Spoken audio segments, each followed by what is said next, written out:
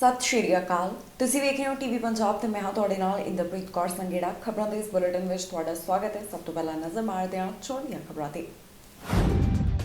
Immigration programme ਵਿੱਚ ਵਾਧਾ, immigration ਬਾਰੇ ਹੋਇਆ ਵੱਡਾ ਐਲਾਨ। ਹਵਾਈ ਸਫ਼ਰ ਬਾਰੇ ਕੈਨੇਡਾ ਤੋਂ ਵੱਡੀ ਖਬਰ, ਯਾਤਰੀਆਂ ਦੀ ਮੰਗ ਦੇ ਵਿੱਚ ਹੋਇਆ ਵਾਧਾ। ਚੀਨ ਦਾ ਕੈਨੇਡਾ ਨੂੰ ਜਵਾਬ, ਡਿਪਲੋਮੈਟ ਖਿਲਾਫ ਕੀਤੀ ਕਾਰਵਾਈ। ਬੀਅਰ ਖਰੀਦਣ ਤੇ ਹੋਇਆ ਹਮਲਾ, ਪੁਲਿਸ ਕਰ ਰਹੀ ਹੈ ਮਾਮਲੇ ਦੀ ਜਾਂਚ। ਟਰੂਡੋ ਹੋਏ ਵਿਰੋਧੀ ਲੀਡਰ ਦੇ ਖਿਲਾਫ ਵਿਰੋਧੀ ਪਾਰਟੀ ਤੇ ਸਾਧਿਆ ਨਿਸ਼ਾਨਾ। ਪਾਕਿਸਤਾਨ ਦੇ ਸਾਬਕਾ ਪ੍ਰਧਾਨ ਮੰਤਰੀ ਇਮਰਾਨ ਖਾਨ ਨੂੰ ਗ੍ਰਿਫਤਾਰ ਕੀਤਾ ਗਿਆ, ਜਿਸ ਤੋਂ ਬਾਅਦ ਉਹਨਾਂ ਦੇ ਸਮਰਥਕ ਪ੍ਰਦਰਸ਼ਨ ਕਰਦੇ ਹੋਏ ਤੇ ਹੰਗਾਮਾ ਕਰਦੇ ਹੋਏ ਦਿਖਾਈ ਦਿੱਤੇ। ਅਜਿਹੇ ਹਾਲਾਤਾਂ ਨੂੰ ਧਿਆਨ ਵਿੱਚ ਰੱਖਦੇ ਅਧਿਕਾਰੀਆਂ ਨੇ ਕਾਰਵਾਈ ਕੀਤੀ ਤੇ ਕਈ ਥਾਵਾਂ ਦੇ ਉੱਪਰ ਧਾਰਾ 144 ਲਾਗੂ ਕਰ ਦਿੱਤੀ ਗਈ। ਪਾਕਿਸਤਾਨ ਤੋਂ ਇੱਕ ਵੱਡੀ ਖਬਰ ਸਾਹਮਣੇ ਆਈ, ਜਿੱਥੇ ਇਮਰਾਨ ਖਾਨ ਨੂੰ ਗ੍ਰਿਫਤਾਰ ਕੀਤਾ ਗਿਆ, ਜਿਸ ਤੋਂ ਬਾਅਦ ਉਹਨਾਂ ਦੇ ਸਮਰਥਕ ਕਾਫੀ ਭੜਕ ਗਏ ਤੇ ਅਜਿਹੇ ਹਾਲਾਤਾਂ ਨੂੰ ਧਿਆਨ ਵਿੱਚ ਰੱਖਦਿਆਂ ਅਧਿਕਾਰੀਆਂ ਵੱਲੋਂ ਧਾਰਾ 144 ਲਗਾ ਦਿੱਤੀ ਗਈ। ਜੀ ਹਾਂ, ਪਾਕਿਸਤਾਨ ਦੇ ਸਾਬਕਾ ਪ੍ਰਧਾਨ ਮੰਤਰੀ ਇਮਰਾਨ ਖਾਨ ਨੂੰ ਗ੍ਰਿਫਤਾਰ ਕੀਤਾ ਗਿਆ। ਨੀਮ ਫੌਜੀ ਵੱਲਾਂ ਵੱਲੋਂ ਉਹਨਾਂ ਦੀ ਗ੍ਰਿਫਤਾਰੀ ਕੀਤੀ ਗਈ ਹੈ, ਜਿਸ ਤੋਂ ਬਾਅਦ ਸਮਰਥਕ ਕਾਫੀ ਜ਼ਿਆਦਾ ਗੁੱਸੇ ਦੇ ਵਿੱਚ ਦਿਖਾਈ ਦਿੱਤੇ। ਇਹਨਾਂ ਸਮਰਥਕਾਂ ਵੱਲੋਂ ਹੰਗਾਮਾ ਤੇ ਪ੍ਰਦਰਸ਼ਨ ਕੀਤਾ ਗਿਆ। ਇਸ ਤੋਂ ਬਾਅਦ ਪਾਕਿਸਤਾਨ ਪੁਲਿਸ ਨੇ ਸ਼ਹਿਰ ਦੇ ਵਿੱਚ ਮਨਾਹੀ ਦੇ ਹੁਕਮ ਲਾਗੂ ਕਰ ਦਿੱਤੇ। ਇਸਲਾਮਾਬਾਦ ਪੁਲਿਸ ਨੇ ਕਿਹਾ ਕਿ ਦੇਸ਼ ਦੀ ਰਾਜਧਾਨੀ ਵਿੱਚ ਹਿੰਸਾ ਦੀ ਕੋਈ ਘਟਨਾ ਨਹੀਂ ਵਾਪਰੀ। ਦੱਸੀਏ ਕਿ ਇਮਰਾਨ ਖਾਨ ਨੂੰ ਸੈਨਿਕ ਬਲਾਂ ਨੇ ਉਸ ਵੇਲੇ ਗ੍ਰਿਫਤਾਰ ਕੀਤਾ ਜਦੋਂ ਭ੍ਰਿਸ਼ਟਾਚਾਰ ਦੇ ਇੱਕ ਮਾਮਲੇ ਦੇ ਵਿੱਚ ਸੁਣਵਾਈ ਲਈ ਇਸਲਾਮਾਬਾਦ ਹਾਈ ਕੋਰਟ ਦੇ ਵਿੱਚ ਮੌਜੂਦ ਸਨ। ਇਸ ਤੋਂ ਇੱਕ ਦਿਨ ਪਹਿਲਾਂ ਖਾਨ ਨੇ ਦੇਸ਼ ਦੀ ਫੌਜ ਤੇ ਕਥਿਤ ਤੌਰ ਤੇ ਉੱਪਰ ਉਸ ਦੀ ਹੱਤਿਆ ਦੀ ਸਾਜ਼ਿਸ਼ ਰਚਣ ਦਾ ਦੋਸ਼ ਲਗਾਇਆ। ਇਸ ਦੇ ਨਾਲ ਹੀ ਫੌਜ ਨੇ ਦੋਸ਼ ਲਗਾਇਆ ਕਿ ਖਾਨ ਖੁਫੀਆ ਏਜੰਸੀ ਉੱਪਰ ਕੁਝ ਇਲਜ਼ਾਮ ਲਗਾ ਰਹੇ ਹਨ। ਪਾਰਟੀ ਦੀ ਸੀਨੀਅਰ ਨੇਤਾ ਮੁਤਾਬਕ ਪੀਟੀਆਈ ਮੁਖੀ ਖਾਨ, ਜੋ ਕਿ ਲਾਹੌਰ ਤੋਂ ਰਾਜਧਾਨੀ ਇਸਲਾਮਾਬਾਦ ਪਹੁੰਚੇ ਸਨ, ਅਦਾਲਤ ਦੇ ਵਿੱਚ ਬਾਇਓਮੈਟ੍ਰਿਕ ਪ੍ਰਕਿਰਿਆ ਵਿੱਚੋਂ ਲੰਘ ਰਹੇ ਸਨ ਜਦੋਂ ਸੈਨਿਕ ਬਲਾਂ ਨੇ ਸ਼ੀਸ਼ੇ ਦੀ ਖਿੜਕੀ ਤੋੜ ਦਿੱਤੀ ਅਤੇ ਵਕੀਲਾਂ ਤੇ ਖਾਨ ਦੇ ਸੁਰੱਖਿਆ ਕਰਮਚਾਰੀਆਂ ਦੀ ਕੁੱਟਮਾਰ ਕਰਨ ਤੋਂ ਬਾਅਦ ਉਨ੍ਹਾਂ ਨੂੰ ਗ੍ਰਿਫਤਾਰ ਕਰ ਲਿਆ। ਰਿਪੋਰਟਸ ਤੋਂ ਪਤਾ ਚੱਲਿਆ ਕਿ ਇਮਰਾਨ ਖਾਨ ਦੀ ਗ੍ਰਿਫਤਾਰੀ ਤੋਂ ਬਾਅਦ ਇਸਲਾਮਾਬਾਦ ਵਿੱਚ ਧਾਰਾ 144 ਲਗਾ ਦਿੱਤੀ ਗਈ, ਕਿਉਂਕਿ ਉਹਨਾਂ ਦੀ ਪਾਰਟੀ ਦੇ ਵਰਕਰਾਂ ਨੇ ਪੂਰੇ ਸ਼ਹਿਰ ਦੇ ਵਿੱਚ ਪ੍ਰਦਰਸ਼ਨ ਕੀਤਾ। ਹਾਲਾਤ ਕੁਝ ਅਜਿਹੇ ਬਣ ਗਏ ਸਨ, ਜਿਸ ਤੋਂ ਬਾਅਦ ਪੁਲਿਸ ਅਧਿਕਾਰੀਆਂ ਨੂੰ ਅਜਿਹੀ ਕਾਰਵਾਈ ਕਰਨੀ ਪੈ ਗਈ। ਓਨਟਾਰੀਓ ਤੋਂ ਸਿਹਤ ਦੇ ਨਾਲ ਜੁੜੀ ਹੋਈ ਖਬਰ ਸਾਹਮਣੇ ਆਈ ਹੈ, ਜਿੱਥੇ ਸਰਜਰੀਆਂ ਦੇ ਬਾਰੇ ਦੱਸਿਆ ਗਿਆ। ਸਰਜਰੀਆਂ ਦਾ ਵੱਡਾ ਬੈਕਲੌਗ ਹੋ ਚੁੱਕਿਆ ਹੈ, ਜਿਸ ਨੂੰ ਘੱਟ ਕਰਨ ਸੰਬੰਧੀ ਹੁਣ ਓਨਟਾਰੀਓ ਵੱਲੋਂ ਕਦਮ ਚੁੱਕਿਆ ਜਾਵੇਗਾ। ਅਲਬਰਟਾ ਦੇ ਵਿੱਚ ਇਸ ਸਮੇਂ ਜੰਗਲ ਦੀ ਅੱਗ ਲੱਗੀ ਹੋਈ ਹੈ। ਅਜਿਹੇ ਵਿੱਚ ਸਰਕਾਰ ਵੱਲੋਂ ਖਾਸ ਜਾਣਕਾਰੀ ਸਾਂਝੀ ਕੀਤੀ ਗਈ। ਅਲਬਰਟਾ ਸਰਕਾਰ ਵੱਲੋਂ ਜੰਗਲੀ ਅੱਗ ਦੇ ਨਾਲ ਬੇਘਰ ਹੋਏ ਲੋਕਾਂ ਨੂੰ ਐਮਰਜੈਂਸੀ ਭੁਗਤਾਨ ਦੀ ਪੇਸ਼ਕਸ਼ ਕੀਤੀ ਹੈ। ਜੀ ਹਾਂ, ਅਲਬਰਟਾ ਦੇ ਪ੍ਰੀਮੀਅਰ ਨੇ ਕਿਹਾ ਕਿ ਪ੍ਰੋਵਿੰਸ 7 ਦਿਨ ਜਾਂ ਫਿਰ ਇਸ ਤੋਂ ਵੱਧ ਸਮੇਂ ਵਾਸਤੇ ਜੰਗਲੀ ਅੱਗ ਕਾਰਨ ਆਪਣੇ ਘਰ ਤੋਂ ਬੇਘਰ ਹੋਏ ਕਿਸੇ ਵੀ ਵਿਅਕਤੀ ਨੂੰ ਇੱਕ ਵਾਰ ਦਾ ਐਮਰਜੈਂਸੀ ਭੁਗਤਾਨ ਦੇਵੇਗਾ। ਸਰਕਾਰ ਦੇ ਇਸ ਐਲਾਨ ਮੁਤਾਬਕ ਹਰੇਕ ਯੋਗ ਵਿਅਕਤੀ ਨੂੰ $1,250 ਪ੍ਰਾਪਤ ਹੋਣਗੇ। 18 ਸਾਲ ਤੋਂ ਘੱਟ ਉਮਰ ਦੇ ਹਰ ਬੱਚੇ ਵਾਸਤੇ $500 ਦਾ ਵਾਧੂ ਭੁਗਤਾਨ ਕੀਤਾ ਜਾਵੇਗਾ। ਇਸ ਬਾਰੇ ਪ੍ਰੀਮੀਅਰ ਸਮਿਥ ਨੇ ਕਿਹਾ ਕਿ ਇਹ ਭੁਗਤਾਨ ਲੋਕਾਂ ਨੂੰ ਰਿਹਾਇਸ਼, ਭੋਜਨ ਅਤੇ ਹੋਰ ਬੁਨਿਆਦੀ ਲੋੜਾਂ ਨੂੰ ਪੂਰਾ ਕਰਨ ਵਿੱਚ ਮਦਦ ਕਰੇਗਾ। ਜਾਣਕਾਰੀ ਮੁਤਾਬਕ ਪ੍ਰੋਵਿੰਸ ਵਿੱਚ 3 ਲੱਖ ਲੋਕ ਆਪਣੇ ਘਰਾਂ ਤੋਂ ਬੇਘਰ ਹੋ ਗਏ ਨੇ। ਇਸ ਤੋਂ ਇਲਾਵਾ ਸੂਬਾ ਸਰਕਾਰ ਵੱਲੋਂ ਦੱਸਿਆ ਗਿਆ ਕਿ ਇਹ ਭੁਗਤਾਨ ਟ੍ਰਾਂਸਫਰ ਦੁਆਰਾ ਕੀਤਾ ਜਾਵੇਗਾ। ਸੂਬਾਈ ਅਧਿਕਾਰੀਆਂ ਨੇ ਲੋਕਾਂ ਨੂੰ ਸਥਾਨਕ ਨਿਵਾਸੀ ਸ਼ੈਲਟਰਾਂ ਵਿੱਚ ਕਿਸੇ ਇੱਕ ਜਾਂ ਫਿਰ ਆਨਲਾਈਨ ਰਜਿਸਟ੍ਰੇਸ਼ਨ ਕਰਨ ਦੀ ਅਪੀਲ ਕੀਤੀ ਹੈ। ਪ੍ਰੀਮੀਅਰ ਸਮਿਥ ਨੇ ਵਾਅਦਾ ਕੀਤਾ ਕਿ ਪ੍ਰਕਿਰਿਆ ਤੇਜ਼ ਅਤੇ ਆਸਾਨ ਹੋਵੇਗੀ। ਫੰਡਾਂ ਨੂੰ ਖਾਤਿਆਂ ਵਿੱਚ ਆਉਣ ਵਿੱਚ 24 ਘੰਟੇ ਦਾ ਸਮਾਂ ਲੱਗ ਸਕਦਾ ਹੈ। ਟ੍ਰਾਂਸਫਰ ਰਾਹੀਂ ਵੰਡਿਆ ਜਾਵੇਗਾ। ਟ੍ਰਾਂਸਫਰ ਰਾਹੀਂ ਭੁਗਤਾਨ ਪ੍ਰਾਪਤ ਕਰਨ ਵਾਸਤੇ ਵਿਨੇਕਾਰਾਂ ਨੂੰ ਇੱਕ ਨਿੱਜੀ ਈਮੇਲ ਪਤਾ ਅਤੇ ਇੱਕ ਬੈਂਕ ਖਾਤੇ ਦੀ ਜ਼ਰੂਰਤ ਹੋਵੇਗੀ। ਦੱਸ ਦਈਏ ਕਿ ਅਲਬਰਟਾ ਦੇ ਪ੍ਰੀਮੀਅਰ ਸਮਿਥ ਨੇ ਪ੍ਰੋਵਿੰਸ ਵਿੱਚ ਲੱਗੀ ਹੋਈ ਜੰਗਲੀ ਅੱਗ ਨੂੰ ਬੁਝਾਉਣ ਵਾਸਤੇ ਫੌਜੀ ਸਹਾਇਤਾ ਤੇ ਫੈਡਰਲ ਸਰਕਾਰ ਤੋਂ ਹੋਰ ਵੀ ਸਹਾਇਤਾ ਦੀ ਮੰਗ ਕੀਤੀ ਹੈ। ਪ੍ਰੀਮੀਅਰ ਦੇ ਬੁਲਾਰੇ ਨੇ ਦੱਸਿਆ ਕਿ ਕੈਨੇਡੀਅਨ ਪ੍ਰਧਾਨ ਮੰਤਰੀ ਜਸਟਿਨ ਟਰੂਡੋ ਦੁਆਰਾ ਮਦਦ ਦਾ ਭਰੋਸਾ ਦਿੱਤਾ ਗਿਆ। ਟਵਿੱਟਰ ਤੇ ਪ੍ਰੀਮੀਅਰ ਸਮਿਥ ਨੇ ਕਿਹਾ ਕਿ ਉਹਨਾਂ ਨੇ ਫੈਡਰਲ ਮਿਨਿਸਟਰ ਬਿਲ ਬਲੇਅਰ ਅਤੇ ਪਬਲਿਕ ਸੇਫਟੀ ਮਿਨਿਸਟਰ ਨੂੰ ਆਪਣੀ ਬੇਨਤੀ ਭੇਜੀ ਹੈ। ਦੱਸ ਦਈਏ ਕਿ ਪ੍ਰੋਵਿੰਸ ਦੇ ਵਿੱਚ ਜੰਗਲੀ ਅੱਗ ਕਾਰਨ 13,000 ਤੋਂ ਵੱਧ ਲੋਕਾਂ ਨੂੰ ਆਪਣਾ ਘਰ ਛੱਡਣਾ ਪੈ ਗਿਆ। ਸੂਬੇ ਵਿੱਚ ਇਸ ਸਮੇਂ ਕਈ ਥਾਵਾਂ ਦੇ ਉੱਪਰ ਜੰਗਲ ਦੀ ਅੱਗ ਬੇਕਾਬੂ ਦੱਸੀ ਜਾ ਰਹੀ ਹੈ, ਜਿਸ ਨੂੰ ਬੁਝਾਉਣ ਦੀਆਂ ਲਗਾਤਾਰ ਕੋਸ਼ਿਸ਼ਾਂ ਕੀਤੀਆਂ ਜਾ ਰਹੀਆਂ ਨੇ। 1,500 ਹੈਕਟੇਅਰ ਜੰਗਲੀ ਅੱਗ ਦੇ ਬੇਕਾਬੂ ਹੋਣ ਕਾਰਨ ਹਜ਼ਾਰਾਂ ਲੋਕਾਂ ਨੂੰ ਐਲਬਰਟਾ ਦੇ ਡਰੈਟਨ ਵੈਲੀ ਅਤੇ ਆਲੇ ਦੁਆਲੇ ਦੇ ਪੇਂਡੂ ਇਲਾਕਿਆਂ ਤੋਂ ਬਾਹਰ ਜਾਣਾ ਪੈ ਗਿਆ। ਕੈਨੇਡਾ ਵੱਲੋਂ ਚੀਨ ਖਿਲਾਫ ਸਖਤ ਕਾਰਵਾਈ ਕੀਤੀ ਗਈ ਹੈ, ਜਿੱਥੇ ਚੀਨੀ ਡਿਪਲੋਮੈਟ ਨੂੰ ਦੇਸ਼ ਤੋਂ ਬਾਹਰ ਕੱਢਿਆ ਜਾ ਰਿਹਾ ਹੈ। ਦੱਸ ਦਈਏ ਕਿ ਕੰਜ਼ਰਵੇਟਿਵ ਮੈਂਬਰ ਪਾਰਲੀਮੈਂਟ ਨੂੰ ਧਮਕੀਆਂ ਦੇਣ ਦੇ ਸੰਬੰਧ ਦੇ ਵਿੱਚ ਇੱਕ ਕਾਰਵਾਈ ਫੈਡਰਲ ਸਰਕਾਰ ਵੱਲੋਂ ਕੀਤੀ ਜਾ ਰਹੀ ਹੈ। ਚੀਨੀ ਡਿਪਲੋਮੈਟ ਦੇ ਖਿਲਾਫ ਕੈਨੇਡਾ ਸਰਕਾਰ ਵੱਲੋਂ ਫੈਸਲਾ ਲਿਆ ਗਿਆ। ਕੰਜ਼ਰਵੇਟਿਵ ਮੈਂਬਰ ਪਾਰਲੀਮੈਂਟ ਮਾਈਕਲ ਚੌਂਗ ਨੂੰ ਕਥਿਤ ਧਮਕੀਆਂ ਦੇ ਮਾਮਲੇ ਦੇ ਵਿੱਚ ਚੀਨੀ ਰਾਜਦੂਤ ਨੂੰ ਹੁਣ ਕੈਨੇਡਾ ਤੋਂ ਬਾਹਰ ਕੱਢਿਆ ਜਾ ਰਿਹਾ ਹੈ। ਫੈਡਰਲ ਸਰਕਾਰ ਕੰਜ਼ਰਵੇਟਿਵ ਮੈਂਬਰ ਪਾਰਲੀਮੈਂਟ ਮਾਈਕਲ ਚੌਂਗ ਦੇ ਪਰਿਵਾਰ ਨੂੰ ਕਥਿਤ ਧਮਕੀਆਂ ਦੇ ਮਾਮਲੇ ਦੇ ਵਿੱਚ ਡਿਪਲੋਮੈਟ ਨੂੰ ਬਾਹਰ ਕੱਢ ਰਹੀ ਹੈ। ਸਾਲ 2021 ਦੇ ਵਿੱਚ ਹਾਂਗਕਾਂਗ ਅੰਦਰ ਚੌਂਗ ਦੇ ਪਰਿਵਾਰ ਬਾਰੇ ਜਾਣਕਾਰੀ ਇਕੱਠੀ ਕਰਨ ਦੀਆਂ ਕੋਸ਼ਿਸ਼ਾਂ ਵਿੱਚ ਕਥਿਤ ਤੌਰ ਦੇ ਉੱਪਰ ਭੂਮਿਕਾ ਨਿਭਾਉਣ ਵਿੱਚ ਚੀਨੀ ਰਾਜਦੂਤ ਕੌਂਗ ਦਾ ਮਾਮਲਾ ਕੈਨੇਡੀਅਨ ਸਿਆਸਤ ਦੇ ਵਿੱਚ ਗਰਮਾਇਆ ਹੋਇਆ ਸੀ। ਕੈਨੇਡਾ ਦੀ ਵਿਦੇਸ਼ ਮੰਤਰੀ ਜੋਲੀ ਨੇ ਟਵਿੱਟਰ ਦੇ ਉੱਪਰ ਇਸ ਬਾਰੇ ਇੱਕ ਪੋਸਟ ਸਾਂਝੀ ਕੀਤੀ, ਜਿੱਥੇ ਉਹਨਾਂ ਲਿਖਿਆ ਕਿ ਅਸੀਂ ਆਪਣੇ ਅੰਦਰੂਨੀ ਮਾਮਲਿਆਂ ਦੇ ਵਿੱਚ ਕਿਸੇ ਵੀ ਤਰ੍ਹਾਂ ਦੀ ਵਿਦੇਸ਼ੀ ਦਖਲਅੰਦਾਜ਼ੀ ਨੂੰ ਬਰਦਾਸ਼ਤ ਨਹੀਂ ਕਰਾਂਗੇ। ਕੈਨੇਡਾ ਵਿੱਚ ਡਿਪਲੋਮੈਟਸ ਨੂੰ ਚੇਤਾਵਨੀ ਦਿੱਤੀ ਗਈ ਹੈ ਕਿ ਜੇਕਰ ਉਹ ਇਸ ਤਰ੍ਹਾਂ ਦੇ ਵਿਵਹਾਰ ਵਿੱਚ ਸ਼ਾਮਲ ਹੁੰਦੇ ਨੇ ਤਾਂ ਫਿਰ ਉਹਨਾਂ ਨੂੰ ਘਰ ਭੇਜ ਦਿੱਤਾ ਜਾਵੇਗਾ। ਦੱਸ ਦਈਏ ਕਿ ਇੱਕ ਮੀਡੀਆ ਰਿਪੋਰਟ ਦੇ ਵਿੱਚ ਪਤਾ ਚੱਲਿਆ ਕਿ ਸਾਲ 2021 ਦੇ ਇੱਕ ਚੋਟੀ ਦੇ ਗੁਪਤ ਡਾਕੂਮੈਂਟਸ ਦਾ ਹਵਾਲਾ ਦਿੱਤਾ ਗਿਆ। ਉਸ ਵਿੱਚ ਦੱਸਿਆ ਗਿਆ ਕਿ ਚੀਨੀ ਸਰਕਾਰ ਵੱਲੋਂ ਕੈਨੇਡੀਅਨ ਸੰਸਦ ਮੈਂਬਰ ਨੂੰ ਨਿਸ਼ਾਨਾ ਬਣਾਇਆ ਜਾ ਰਿਹਾ ਹੈ। ਹਾਊਸ ਆਫ ਕਾਮਨਸ ਦੀ ਵਿਦੇਸ਼ ਮਾਮਲਿਆਂ ਦੀ ਕਮੇਟੀ ਪਿਛਲੇ ਹਫ਼ਤੇ ਡਿਪਲੋਮੈਟ ਨੂੰ ਦੇਸ਼ ਤੋਂ ਬਾਹਰ ਕੱਢਣ ਸਮੇਤ ਸਾਰੇ ਆਪਸ਼ਨਸ ਵਿਚਾਰੇ ਜਾਣ ਦੀ ਗੱਲ ਕਹਿ ਰਹੀ ਸੀ। ਕੰਜ਼ਰਵੇਟਿਵ ਲੀਡਰ ਪੀਅਰ ਪੋਲੀਏਵ ਨੇ ਹਾਊਸ ਆਫ ਕਾਮਨਸ ਦੇ ਵਿੱਚ ਇੱਕ ਮਤਾ ਲਿਆਂਦਾ, ਜਿਸ ਵਿੱਚ ਵਿਦੇਸ਼ੀ ਦਖਲਅੰਦਾਜ਼ੀ ਦੇ ਖਤਰਿਆਂ ਵਿਰੁੱਧ ਸਰਕਾਰ ਨੂੰ ਵਧੇਰੇ ਹਮਲਾਵਰ ਰਵੱਈਆ ਅਖਤਿਆਰ ਕਰਨ ਵਾਸਤੇ ਕਿਹਾ ਗਿਆ ਤੇ ਇਸ ਵਿੱਚ ਡਿਪਲੋਮੈਟਾਂ ਨੂੰ ਕੈਨੇਡਾ ਚੋਂ ਕੱਢਣਾ ਵੀ ਸ਼ਾਮਲ ਸੀ। ਪਿਛਲੇ ਵੀਰਵਾਰ ਨੂੰ ਚੀਨ ਦੇ ਵਿਦੇਸ਼ ਮੰਤਰਾਲੇ ਨੇ ਚੌਂਗ ਜਾਂ ਫਿਰ ਉਹਨਾਂ ਦੇ ਪਰਿਵਾਰਕ ਮੈਂਬਰਾਂ ਨੂੰ ਧਮਕਾਉਣ ਦੇ ਦੋਸ਼ਾਂ ਤੋਂ ਇਨਕਾਰ ਕਰ ਦਿੱਤਾ। ਚੀਨ ਵਿਦੇਸ਼ ਮੰਤਰਾਲੇ ਦੇ ਬੁਲਾਰੇ ਨੇ ਕਿਹਾ ਕਿ ਚੀਨ ਕਿਸੇ ਦੇਸ਼ ਦੇ ਅੰਦਰੂਨੀ ਮਾਮਲਿਆਂ ਦੇ ਵਿੱਚ ਕਿਸੇ ਵੀ ਤਰ੍ਹਾਂ ਦੀ ਦਖਲਅੰਦਾਜ਼ੀ ਦਾ ਵਿਰੋਧ ਕਰਦਾ ਹੈ। ਉਹਨਾਂ ਵੱਲੋਂ ਕਿਹਾ ਗਿਆ ਕਿ ਅਸੀਂ ਕਦੇ ਵੀ ਕੈਨੇਡਾ ਦੇ ਅੰਦਰੂਨੀ ਮਾਮਲਿਆਂ ਵਿੱਚ ਦਖਲ ਨਹੀਂ ਦਿੰਦੇ ਅਤੇ ਅਜਿਹਾ ਕਰਨ ਦੇ ਵਿੱਚ ਸਾਡੀ ਕੋਈ ਦਿਲਚਸਪੀ ਨਹੀਂ ਹੈ। ਤਾਜ਼ਾ ਜਾਣਕਾਰੀ ਮੁਤਾਬਕ ਪਤਾ ਚੱਲਿਆ ਕਿ ਹੁਣ ਕੈਨੇਡਾ ਵੱਲੋਂ ਕਿਸ ਤਰ੍ਹਾਂ ਦਾ ਕਦਮ ਚੁੱਕਿਆ ਗਿਆ, ਜਿਸ ਦੇ ਵਿੱਚ ਚੀਨੀ ਰਾਜਦੂਤ ਨੂੰ ਕੈਨੇਡਾ ਤੋਂ ਬਾਹਰ ਕੱਢਿਆ ਜਾ ਰਿਹਾ ਹੈ। ਕੈਨੇਡਾ ਵੱਲੋਂ ਚੀਨ ਖਿਲਾਫ ਕਾਰਵਾਈ ਕੀਤੀ ਗਈ ਤਾਂ ਚੀਨ ਨੇ ਵੀ ਇਸ ਦਾ ਜਵਾਬ ਦਿੱਤਾ ਹੈ। ਜੀ ਹਾਂ, ਚੀਨ ਵੱਲੋਂ ਵੀ ਕੈਨੇਡੀਅਨ ਡਿਪਲੋਮੈਟ ਨੂੰ ਦੇਸ਼ ਤੋਂ ਬਾਹਰ ਕੱਢਿਆ ਜਾ ਰਿਹਾ ਹੈ। ਇਸ ਬਾਰੇ ਚੀਨ ਨੇ ਆਪਣਾ ਪੱਖ ਰੱਖਿਆ। ਉਹਨਾਂ ਵੱਲੋਂ ਦੱਸਿਆ ਗਿਆ ਕਿ ਕੈਨੇਡਾ ਵੱਲੋਂ ਜੋ ਕਦਮ ਚੁੱਕਿਆ ਜਾ ਰਿਹਾ ਹੈ ਉਸ ਦਾ ਹੀ ਉਹ ਜਵਾਬ ਦੇ ਰਹੇ ਹਨ। ਕੈਨੇਡਾ ਨੇ ਚੀਨੀ ਰਾਜਦੂਤ ਖਿਲਾਫ ਕਾਰਵਾਈ ਕੀਤੀ ਤਾਂ ਫਿਰ ਚੀਨ ਵੱਲੋਂ ਵੀ ਇਸ ਦਾ ਜਵਾਬ ਦਿੱਤਾ ਗਿਆ, ਜਿੱਥੇ ਉਹਨਾਂ ਨੇ ਕੈਨੇਡੀਅਨ ਡਿਪਲੋਮੈਟ ਨੂੰ ਵੀ ਦੇਸ਼ ਤੋਂ ਕੱਢ ਦਿੱਤਾ ਹੈ। ਜੀ ਹਾਂ, ਕੈਨੇਡਾ ਵੱਲੋਂ ਚੀਨੀ ਰਾਜਦੂਤ ਨੂੰ ਬਾਹਰ ਕੱਢੇ ਜਾਣ ਤੋਂ ਬਾਅਦ ਚੀਨ ਨੇ ਕੈਨੇਡੀਅਨ ਡਿਪਲੋਮੈਟ ਨੂੰ ਵੀ ਕੱਢ ਦਿੱਤਾ। ਦੱਸਣਯੋਗ ਹੈ ਕਿ ਕੈਨੇਡਾ ਸਰਕਾਰ ਨੇ ਕੰਜ਼ਰਵੇਟਿਵ ਮੈਂਬਰ ਪਾਰਲੀਮੈਂਟ ਮਾਈਕਲ ਚੌਂਗ ਦੇ ਪਰਿਵਾਰ ਨੂੰ ਕਥਿਤ ਧਮਕੀਆਂ ਦੇ ਮਾਮਲੇ ਵਿੱਚ ਕੈਨੇਡਾ ਵੱਲੋਂ ਚੀਨੀ ਰਾਜਦੂਤ ਕੌਂਗ ਨੂੰ ਬਾਹਰ ਕੱਢਿਆ। ਕੈਨੇਡਾ ਦੀ ਵਿਦੇਸ਼ ਮੰਤਰੀ ਜੋਲੀ ਨੇ ਟਵਿੱਟਰ ਦੇ ਉੱਪਰ ਇਸ ਬਾਰੇ ਇੱਕ ਬਿਆਨ ਜਾਰੀ ਕੀਤਾ, ਜਿੱਥੇ ਉਹਨਾਂ ਕਿਹਾ ਕਿ ਅਸੀਂ ਆਪਣੇ ਅੰਦਰੂਨੀ ਮਾਮਲਿਆਂ ਦੇ ਵਿੱਚ ਕਿਸੇ ਵੀ ਤਰ੍ਹਾਂ ਦੀ ਵਿਦੇਸ਼ੀ ਦਖਲਅੰਦਾਜ਼ੀ ਨੂੰ ਬਰਦਾਸ਼ਤ ਨਹੀਂ ਕਰਾਂਗੇ। ਚੀਨ ਦੇ ਵਿਦੇਸ਼ ਮੰਤਰਾਲੇ ਨੇ ਇਸ ਬਾਰੇ ਬਿਆਨ ਜਾਰੀ ਕੀਤਾ, ਜਿਸ ਵਿੱਚ ਉਹਨਾਂ ਕਿਹਾ ਕਿ ਕੈਨੇਡਾ ਦੀਆਂ ਗੈਰ ਵਾਜਬ ਕਾਰਵਾਈਆਂ ਦੇ ਜਵਾਬ ਦੇ ਵਿੱਚ ਚੀਨ ਨੇ ਸ਼ੰਘਾਈ ਅੰਦਰ ਕੈਨੇਡੀਅਨ ਵਣਜ ਦੂਤ ਘਰ ਵਿੱਚ ਕੌਂਸਲਰ ਜੈਨੀਫਰ ਨੂੰ 13 ਮਈ ਤੱਕ ਚੀਨ ਤੋਂ ਬਾਹਰ ਕੱਢਣ ਵਾਸਤੇ ਕਹਿ ਦਿੱਤਾ ਹੈ। ਚੀਨੀ ਵਿਦੇਸ਼ ਮੰਤਰਾਲੇ ਦੇ ਬੁਲਾਰੇ ਨੇ ਪ੍ਰੈਸ ਕਾਨਫਰੰਸ ਦੇ ਵਿੱਚ ਦੱਸਿਆ ਕਿ ਕੈਨੇਡੀਅਨ ਕਾਰਵਾਈ ਦੇ ਜਵਾਬ ਦੇ ਵਿੱਚ ਚੀਨ ਨੇ ਸਮਾਨ ਜਵਾਬੀ ਉਪਾਅ ਅਪਣਾਏ ਹਨ। ਇਹ ਬਿਲਕੁਲ ਜਾਇਜ਼ ਅਤੇ ਜ਼ਰੂਰੀ ਸੀ। ਅਸੀਂ ਕੈਨੇਡਾ ਨੂੰ ਬੇਨਤੀ ਕਰਦੇ ਹਾਂ ਕਿ ਉਹ ਆਪਣੇ ਗੈਰ ਵਾਜਬ ਕਾਰਵਾਈਆਂ ਨੂੰ ਤੁਰੰਤ ਬੰਦ ਕਰ ਦੇਵੇ। ਦੱਸ ਦਈਏ ਕਿ ਇੱਕ ਰਿਪੋਰਟ ਦੇ ਵਿੱਚ ਦੱਸਿਆ ਗਿਆ ਸੀ ਕਿ ਚੀਨੀ ਸਰਕਾਰ ਅੰਦਰ ਕੈਨੇਡੀਅਨ ਸੰਸਦ ਮੈਂਬਰ ਨੂੰ ਨਿਸ਼ਾਨਾ ਬਣਾਇਆ ਜਾ ਰਿਹਾ ਹੈ। ਹਾਊਸ ਆਫ ਕਾਮਨਸ ਵਿੱਚ ਵਿਦੇਸ਼ ਮਾਮਲਿਆਂ ਦੀ ਕਮੇਟੀ ਪਿਛਲੇ ਹਫ਼ਤੇ ਡਿਪਲੋਮੈਟ ਨੂੰ ਦੇਸ਼ ਤੋਂ ਬਾਹਰ ਕੱਢਣ ਸਮੇਤ ਸਾਰੇ ਆਪਸ਼ਨਸ ਦੇ ਬਾਰੇ ਗੱਲ ਕਰ ਚੁੱਕੀ ਹੈ। ਵਿਰੋਧੀ ਕੰਜ਼ਰਵੇਟਿਵਸ ਵੱਲੋਂ ਲਿਬਰਲਸ ਤੇ ਡਿਪਲੋਮੈਟ ਨੂੰ ਕੈਨੇਡਾ ਤੋਂ ਬਾਹਰ ਕੱਢਣ ਦਾ ਜ਼ੋਰ ਪਾਇਆ ਜਾ ਰਿਹਾ ਸੀ। ਕੰਜ਼ਰਵੇਟਿਵ ਪਾਰਟੀ ਦੇ ਲੀਡਰ ਨੇ ਹਾਊਸ ਆਫ ਕਾਮਨਸ ਦੇ ਵਿੱਚ ਇੱਕ ਮਤਾ ਲਿਆਂਦਾ, ਜਿਸ ਅੰਦਰ ਵਿਦੇਸ਼ੀ ਦਖਲਅੰਦਾਜ਼ੀ ਦੇ ਖਤਰਿਆਂ ਵਿਰੁੱਧ ਸਰਕਾਰ ਨੂੰ ਵਧੇਰੇ ਹਮਲਾਵਰ ਰਵੱਈਆ ਅਖਤਿਆਰ ਕਰਨ ਵਾਸਤੇ ਕਿਹਾ ਸੀ ਤੇ ਇਸ ਵਿੱਚ ਡਿਪਲੋਮੈਟਾਂ ਨੂੰ ਕੈਨੇਡਾ ਤੋਂ ਕੱਢਣਾ ਵੀ ਸ਼ਾਮਲ ਸੀ। ਦੱਸ ਦਈਏ ਕਿ ਚੀਨ ਨੇ ਕਿਹਾ ਕਿ ਉਸਨੇ ਕਦੇ ਵੀ ਕੈਨੇਡਾ ਦੇ ਅੰਦਰੂਨੀ ਮਾਮਲਿਆਂ ਵਿੱਚ ਦਖਲ ਅੰਦਾਜ਼ੀ ਨਹੀਂ ਕੀਤੀ ਤੇ ਅਜਿਹੇ ਕਰਨ ਦੇ ਵਿੱਚ ਉਸਦੀ ਕੋਈ ਵੀ ਦਿਲਚਸਪੀ ਨਹੀਂ ਹੈ। ਸੋ ਕੈਨੇਡਾ ਵੱਲੋਂ ਜੋ ਕਾਰਵਾਈ ਕੀਤੀ ਗਈ ਉਸ ਤੋਂ ਬਾਅਦ ਚੀਨ ਦਾ ਵੀ ਹੁਣ ਇਹ ਜਵਾਬ ਆਇਆ, ਜਿੱਥੇ ਉਹਨਾਂ ਵੱਲੋਂ ਕੈਨੇਡੀਅਨ ਡਿਪਲੋਮੈਟ ਨੂੰ ਚੀਨ ਤੋਂ ਕੱਢਿਆ ਜਾ ਰਿਹਾ ਹੈ।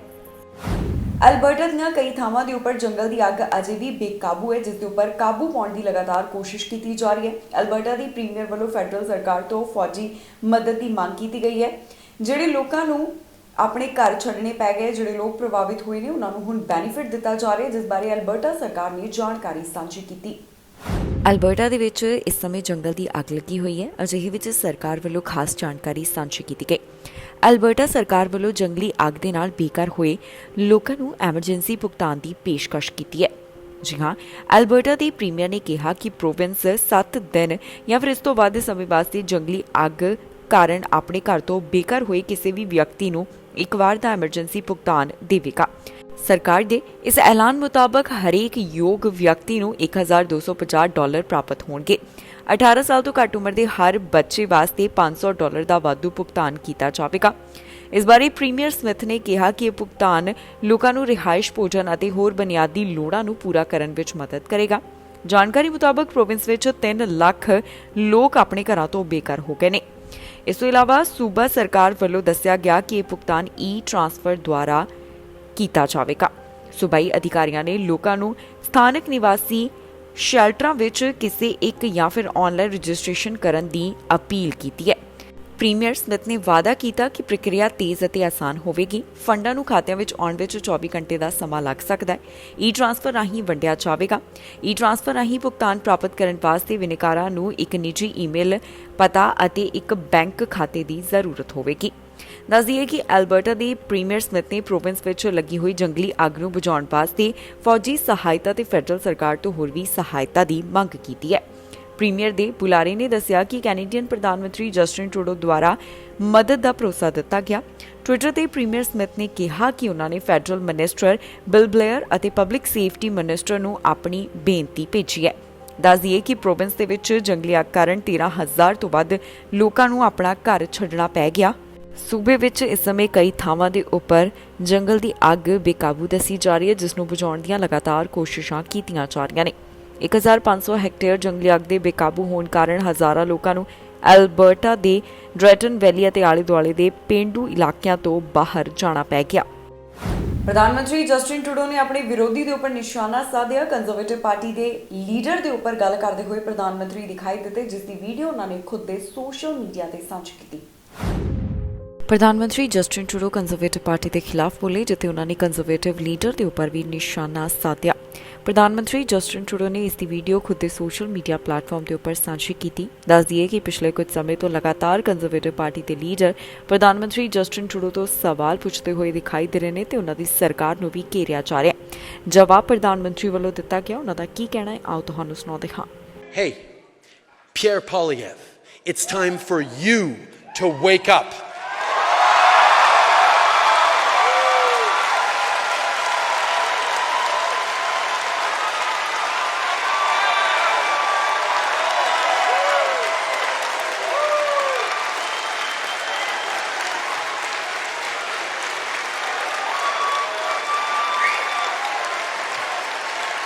Wake up. Wake up to the fact that a gender-balanced cabinet is a good thing and that women fully participating in the workforce is a good thing, not something to snub when it gets a shout-out from the President of the United States in our House of Commons. Wake up to the fact that under our government, fewer persons with disabilities are facing poverty, and in fact, Canada's poverty rates has been cut in half since 2015.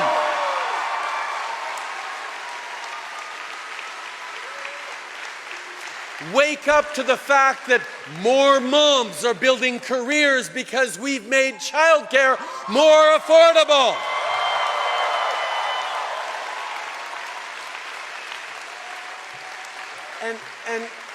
And by the way, when we see that women's participation in the economy has reached an all-time high, let me tell you something.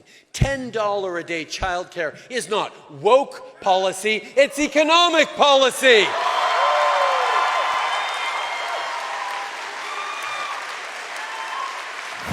Immigration ਦੇ programme ਦੇ ਵਿੱਚ ਵਾਅਦਾ ਕੀਤਾ ਜਾ ਰਿਹਾ ਹੈ। ਇਸ ਤੋਂ ਇਲਾਵਾ ਜੋ ਸ਼ਰਤਾਂ ਲਗਾਈਆਂ ਗਈਆਂ ਉਸ ਸੰਬੰਧੀ ਵੀ ਰਾਹਤ ਦਿੱਤੀ ਜਾ ਰਹੀ ਹੈ। ਇਮੀਗ੍ਰੇਸ਼ਨ ਮੰਤਰੀ ਨੇ ਇਸ ਬਾਰੇ ਜਾਣਕਾਰੀ ਸਾਂਝੀ ਕੀਤੀ, ਜਿੱਥੇ ਦੱਸਿਆ ਕਿ ਐਗਰੀ ਪਾਇਲਟ ਪ੍ਰੋਗਰਾਮ ਦੇ ਵਿੱਚ ਉਹਨਾਂ ਵੱਲੋਂ ਵਾਅਦਾ ਕੀਤਾ ਜਾ ਰਿਹਾ ਹੈ। ਹੁਣ ਜ਼ਿਆਦਾ ਉਮੀਦਵਾਰਾਂ ਨੂੰ ਇਸ ਵਿੱਚ ਅਪਲਾਈ ਕਰਨ ਦਾ ਮੌਕਾ ਦਿੱਤਾ ਜਾਵੇਗਾ। ਇਮੀਗ੍ਰੇਸ਼ਨ ਬਾਰੇ ਇੱਕ ਵੱਡੀ ਅਪਡੇਟ ਸਾਹਮਣੇ ਆਈ ਹੈ, ਜਿੱਥੇ ਇਮੀਗ੍ਰੇਸ਼ਨ ਵਿਭਾਗ ਵੱਲੋਂ ਇਮੀਗ੍ਰੇਸ਼ਨ ਪਾਇਲਟ ਪ੍ਰੋਗਰਾਮ ਦੇ ਵਿੱਚ ਵਾਧਾ ਕੀਤਾ ਗਿਆ। ਦਰਅਸਲ ਐਗਰੀ ਫੂਡ ਇਮੀਗ੍ਰੇਸ਼ਨ ਪਾਇਲਟ ਵਿੱਚ ਅੱਗੇ ਵਾਧਾ ਕੀਤਾ ਗਿਆ ਹੈ ਤੇ ਆਕੂਪੇਸ਼ਨਲ ਕੈਪੈਸਿਟੀ ਨੂੰ ਵੀ ਹੁਣ ਹਟਾ ਦਿੱਤਾ ਗਿਆ। ਇਮੀਗ੍ਰੇਸ਼ਨ ਮੰਤਰੀ ਵੱਲੋਂ ਇਸ ਬਾਰੇ ਸਾਰੀ ਜਾਣਕਾਰੀ ਸਾਂਝੀ ਕੀਤੀ ਗਈ, ਜਿੱਥੇ ਉਹਨਾਂ ਨੇ ਦੱਸਿਆ ਕਿ ਇਹ ਪ੍ਰੋਗਰਾਮ 14 ਮਈ 2025 ਤੱਕ ਜਾਰੀ ਰਹਿਣ ਵਾਲਾ ਹੈ। ਇਸ ਤੋਂ ਇਲਾਵਾ ਉਹਨਾਂ ਵੱਲੋਂ ਦੱਸਿਆ ਗਿਆ ਕਿ ਸਾਲਾਨਾ ਆਕੂਪੇਸ਼ਨਲ ਕੈਪਸ ਨੂੰ ਵੀ ਹੁਣ ਖਤਮ ਕੀਤਾ ਜਾ ਰਿਹਾ ਹੈ। ਇਮੀਗ੍ਰੇਸ਼ਨ ਵਿਭਾਗ ਵੱਲੋਂ ਇਹ ਵੀ ਸਪਸ਼ਟ ਕੀਤਾ ਗਿਆ ਕਿ ਉਹ ਇਹ ਕਦਮ ਕਿਉਂ ਚੁੱਕਣ ਜਾ ਰਹੇ ਹਨ। ਕੈਨੇਡਾ ਦੀ ਐਗਰੀ ਫੂਡ ਇਮੀਗ੍ਰੇਸ਼ਨ ਪਾਇਲਟ ਦੀ ਸ਼ੁਰੂਆਤ ਸਾਲ 2020 ਦੇ ਵਿੱਚ ਕੀਤੀ ਗਈ।